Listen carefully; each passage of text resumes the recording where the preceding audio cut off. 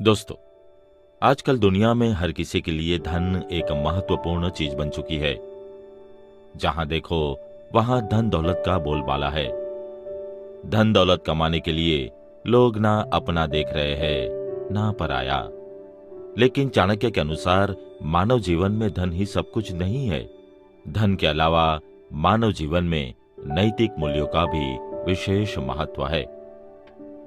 दोस्तों, लोग दिन रात धन कमाने के लिए मेहनत किया करते हैं, लेकिन चाणक्य ने कहा है कि धन की जितनी जरूरत हो आपको उतनी ही मेहनत करनी चाहिए। अधिक धन कमाने की होड़ आपके जीवन से कई बहुमूल्य चीजों को दूर कर सकती है। दोस्तों, आचार्य चाणक्य ने अपनी चाणक्य नीति में मानव जीवन से जुड़े हर एक पहलू को बताया है। अपनी इस नीति में चाणक्य ने 3 ऐसी चीजों के बारे में बताया है जिन्हें व्यक्ति को कभी भी नहीं खोना चाहिए। यदि आपके पास यह 3 चीजें नहीं है तो आप धनवान होने के बाद भी कंगाल ही रह जाएंगे। आइए इसे विस्तार से समझते हैं। स्वाभिमान के बिना धनवान नहीं। दोस्तों, आचार्य चाणक्य कहते हैं कि व्यक्ति अपने जीवन में चाहे कितना भी पैसा कमा ले, यदि उसने अपना स्वाभिमान खो दिया तो वह कभी भी उसे नहीं पा सकता है। स्वाभिमान एक ऐसी चीज है जिसे कितना भी धनवान व्यक्ति क्यों न हो, धन से नहीं खरीद सकता है। स्वाभिमान को पाना बेहद मुश्किल है। अपने आत्मसम्मान के लिए अगर आपको धन का त्याग करना पड़े तो संकोच नहीं करना चाहिए। प्रेम के आगे सब धन है व्यर्थ। दोस्तों, आचार्य चाणक्य कहते हैं कि धन और प्रेम में कोई भी तुलना नहीं की जा सकती है। प्रेम हमारा निश्चल स्वभाव या प्रकृति है, वहीं धन में लालच और घमंड का स्वभाव आ जाता है। प्रेम एक ऐसा धन है जिसे कमाया नहीं जा सकता है।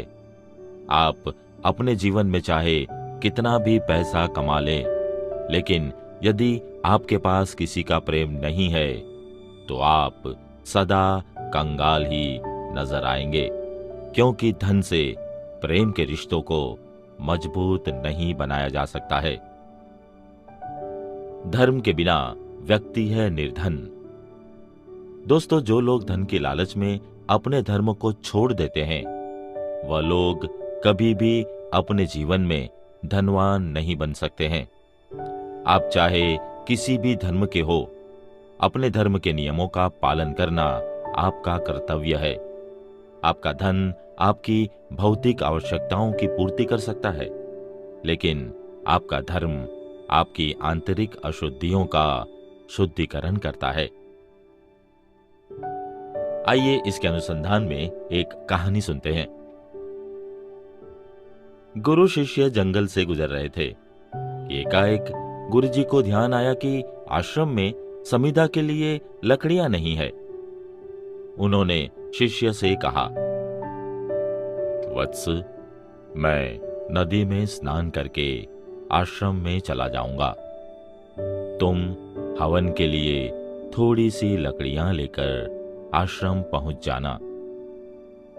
शिष्य ने पेड़ों से लकड़ियां तोड़ी और नदी में स्नान करने के बाद लकड़ियां लेकर आश्रम की ओर चल पड़ा। शिष्य जब आगे बढ़ा तो उसने कहीं से किसी के कराने का स्वर सुनाई पड़ा। लकड़ियां एक और रखकर वह आवाज की दिशा में चल पड़ा। थोड़ी दूर जाकर उसने देखा कि राजसी परिधान धारण कर एक भद्र पुरुष बेहोश पड़ा है। उसके निकट स्वर्ण मुद्राओं से भरी एक थैली और एक स्वर्ण जड़ित हार धूल में पड़ा था। शिष्य समझ गया कि वह राजपुरुष किसी दुर्घटना का शिकार हो गया है और उसको तुरंत सहायता की जरूरत है। यद्यपि गुरु की शिक्षा यही थी कि बीमार अथवा दुर्घटनाग्रस्त की अविलंब सहायता की जानी चाहिए, परंतु वह गुरु की दिनचर्या की अवहेलना नहीं कर सका और बेहोश व्यक्ति को वहीं पड़ा छोड़कर आश्रम चला गया। नदी में स्नान करने के बाद गुरुजी भी उसी मार्ग से लौट रहे थे। उन्होंने एक धनी व्यक्ति को बेहोशी की दशा में असुरक्षित पड़े देखा तो वहीं ठहर गए।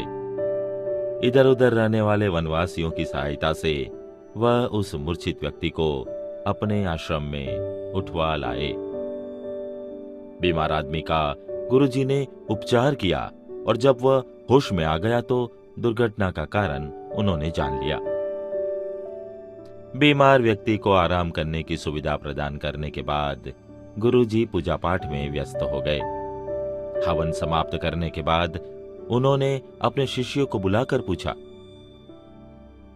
वत्स, क्या तुमने उस रुग्ण व्यक्ति को मार्ग में मूर्छित पड़े नहीं देखा था? शिष्य बोला, गुरुजी, मैंने उस भद्र पुरुष को बीमार हालत में मूर्छित पड़े तो देखा था, परंतु किसी कारण मैंने वहां ठहरना उचित नहीं समझा। गुरुजी शिष्य की बात सुनकर नाराज होते हुए बोले, ऐसा कौन सा बड़ा कारण था जिसने तुम्हें एक रुग्ण व्यक्ति की सहायता करने से विमुख कर दिया? क्या मैंने तुम्हें यह शिक्षा नहीं दी थी कि दुखी और बीमार की सहायता से कभी मुंह न मोड़ना? शिष्य नम्रतापूर्वक बोला, गुरुजी, मुझे आपकी वह शिक्षा याद थी, पर मेरे मन में एक ऐसा विचार उठा कि मैं उस भद्र पुरुष के पास ठहर नहीं सका। वह ऐसा कौन सा गंदा विचार था जिसने तुम्हें इतना कठोर बना दिया? गुरुजी, मूर्छित भद्र पुरुष साधारण व्यक्ति नहीं था। उसके निकट स्वर्ण मुद्राओं से भरी थैली और स्वर्ण जड़ित बहुमूल्य हार पड़ा था।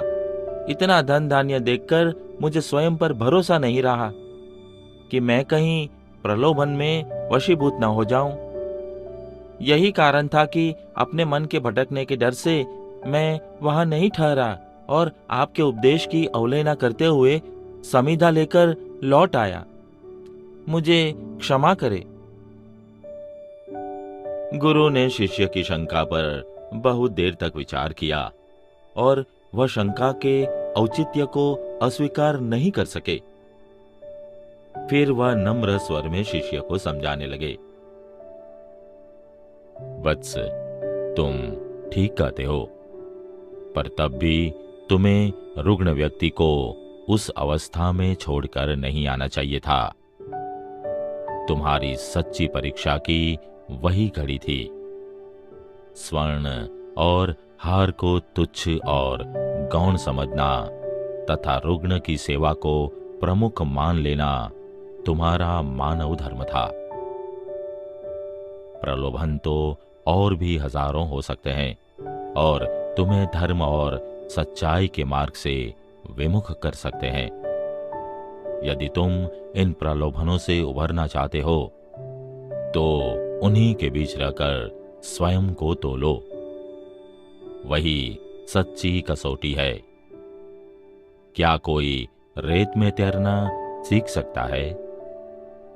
इस संसार सागर से पार जाने का एक ही उपाय है कि इसमें रहकर ही तैरना सीखो और इसके पार चले जाओ।